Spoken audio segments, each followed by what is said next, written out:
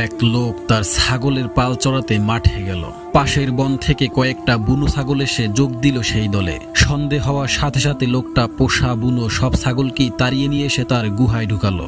নিজের আস্থানাতে সে তাদের খাওয়ার ব্যবস্থা করলো। নিজের পোষা ছাগলকে খেতে দিল সামান্য, আর বুনো ছাগলদের সামনে রাখলো অনেক খাদ্য।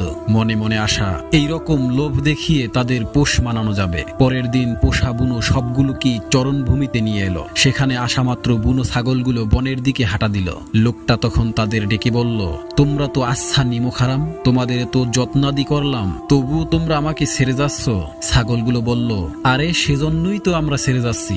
আমরা কাল যখন আপনার ওখানে এসেছিলাম দেখলাম আপনি আপনার পুরনো ছাগলগুলোকে অনাদরে ফেলে আমাদের কি বেশি যত্নাদি করেছেন। তখন বুঝলাম আবার যখন আপনার পালে নতুন ছাগল আসবে তখন আমরা আবার পুরনো হয়ে যাব। তখন আপনি আমাদের ফেলে তাদের পরিচর্যায় বেশি মন দিবেন।